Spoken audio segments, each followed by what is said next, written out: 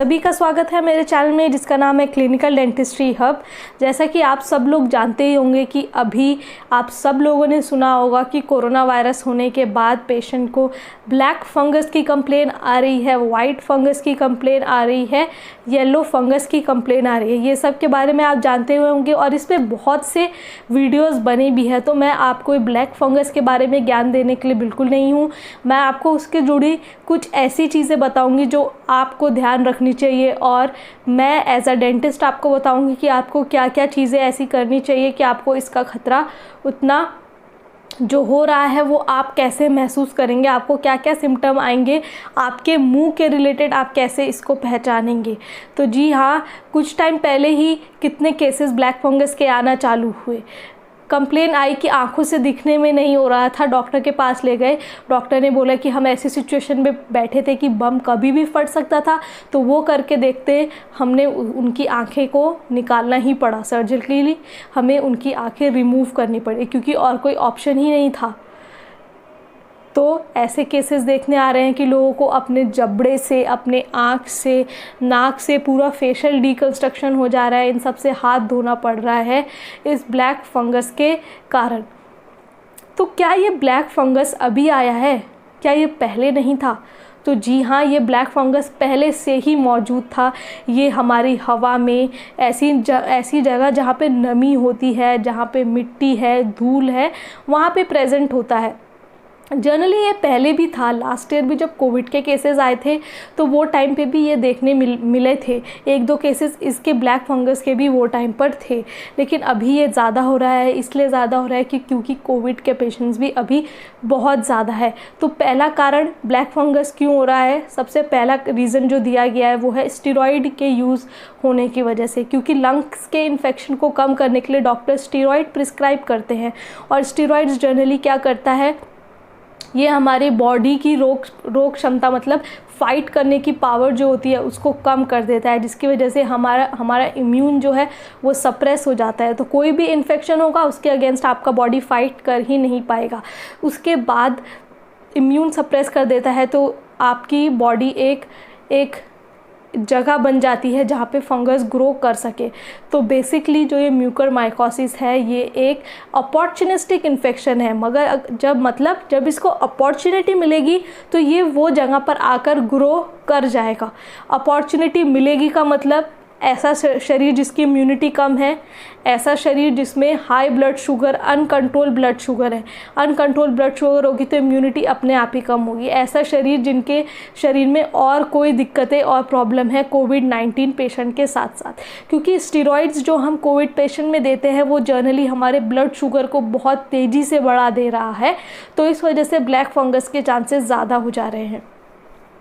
तो पहली चीज़ मैं इस बीमारी के बारे में बता दूं, अगर आपको कोविड-19 है तो आप ये चीज़ ध्यान दीजिए, आपका जो स्टेरॉइड थेरेपी शुरू हुई है तो स्टेरॉइड थेरेपी शुरू होने के 2 से 3 हफ्ते में ही आपको ये इन्फेक्शन हो जाएगा। क्योंकि जो स्टेरॉइड्स है उसका इफ़ेक्ट हमारी बॉडी में 4 वीक्स लेता है वैनिश होने के लिए हमारे बॉडी से। तो ये ध्यान दीजिएगा कि अगर आपको कोविड हुआ है और आपकी स्टेरॉइड थेरेपी स्टार्ट करनी पड़ी डॉक्टर को, तो स्टेरॉइड हमारी बॉडी से वैनिश होने में 4 वीक्स, दैट मीन्स 1 मंथ लेता है। 21 to 28 डेज़ ऐसा कहा जाता है, इतना समय वो हमारी बॉडी से वैनिश होने में लगता है। उसी समय आपको खतरा है कि आपको ब्लैक फंगस हो सकता है। लेकिन एक बार अगर स्टेरॉइड का इफ़ेक्ट आपके बॉडी से वैनिश हो गया तो उसके बाद ये जो ब्लैक फंगस है उस होने के चांसेस बहुत ही ज़्यादा कम हो जाते हैं। थर्ड, अगर ब्लैक फंगस हो जाए तो इसका ट्रीटमेंट हम घर पे कर सकते हैं। अगर आपको ब्लैक फंगस हो गया है तो आप इसका ट्रीटमेंट घर पे बिल्कुल नहीं कर सकते, क्योंकि ये उस स्टेज में होता है कि आप ओरली दवाई नहीं दे सकते, आपको हॉस्पिटल ले जाना पड़ेगा, आईवी सलाइन चढ़ेगा, फिर आपको एम्फोटेरिसिन बी दिया जाएगा। एम्फोटेरिसिन बी की दवाई आपके 4 से 5 हफ्ते तक चलेंगी। उसके बाद जाकर अगर इनिशियल ही आप पता लगा लेंगे तो आपको आगे जाके सर्जरी, जैसे कि आँख रिमूव होना, जबड़ा हट जाना, मुंह का कोई स्ट्रक्चर हट जाना, ये सब स्टेज से नहीं गुजरना पड़ेगा। तो आखिर इसको आप पहचानेंगे कैसे? तो अभी रिसेंटली हमारे पास कई फ़ोन आते हैं कि हमारे मुंह जो है इधर से एक साइड से बहुत ज़्यादा सूज किया है और हमारे जबड़े में बहुत ज़्यादा दर्द हो रहा है और दांत भी थोड़ा थोड़ा हिलने लग रहे हैं। तो सबसे पहली चीज़ आप ये देखिए कि क्या वो पेशेंट को पहले कोविड तो नहीं हुआ था। अगर उस पेशेंट को पहले कोविड हुआ रहा है तो आप और सिम्टम्स पूछेंगे कि क्या आपकी नाक बंद तो नहीं है, क्या आपके नाक से ब्लैक कलर का डिस्चार्ज तो नहीं हो रहा है, काले कलर का। ये काले रंग के डिस्चार्ज होने की वजह से ही इसको नाम ब्लैक फंगस दिया है। क्या आपको अपनी आँख से दो तो नहीं दिख रहा है, क्या आपकी शुगर हाई है। अगर ये सब पेशेंट बोलता है येस, तो आप उसको तुरंत हायर सेंटर में रेफ़र करिए और एडमिट होने के लिए एडवाइस कीजिए। बाकी उनका टेस्ट होगा, उससे डायग्नोस हो जाएगा कि उनको ब्लैक फंगस है या नहीं। लेकिन अगर आपके पास कोई ऐसा पेशेंट आए जो बोलता है मेरे जबड़े में दर्द हो रहा है, तो ये नहीं है कि आप तुरंत बोल देंगे कि आपके जबड़े में दर्द है और आपको पहले कोविड हुआ था तो आप जाइए आपको ब्लैक फंगस है। ये भी बिल्कुल गलत है।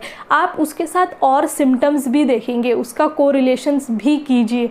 ये नहीं कि हम इग्नोर कर दें, अरे दांत का ही दर्द हो रहा है अगर जबड़े में है, तो ऐसा भी नहीं करना है। और ऐसा भी नहीं करना है कि जबड़े में दर्द है तो आपने बोला कि ब्लैक फंगस है कि जाओ हायर सेंटर।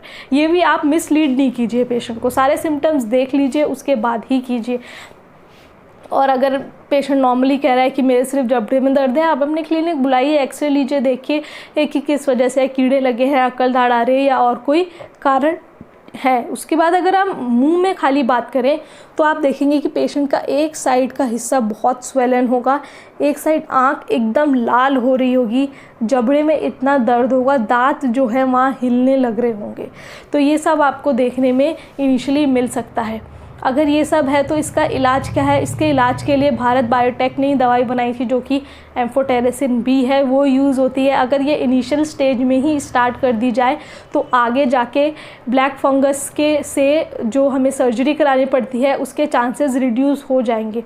और जनरली अगर सर्जरी कराएंगे तो आपका जो स्ट्रक्चर रिमूव होगा उससे पेशेंट का कॉन्फिडेंस चला जाता है, फेशियल एस्थेटिक्स बिगड़ जाता है और पेशेंट को जनरली यही लगता है कि अभी वो कैसे जिएगा। अगर जबड़ा ही हटा दिया जाए तो खाना कैसे खाएगा, जबाए कैसे जाएगा। उसके लिए फिर आगे जाके आपको प्रोस्थेटिक रिकन्स्ट्रक्शन कराना पड़ेगा, जिसके लिए हम डेंटिस्ट जो कि प्रोस्टोडोंटिस्ट होते हैं वो स्पेशलिस्ट होते हैं इस चीज़ के लिए, तो आपको ये फिर करवाना पड़ेगा।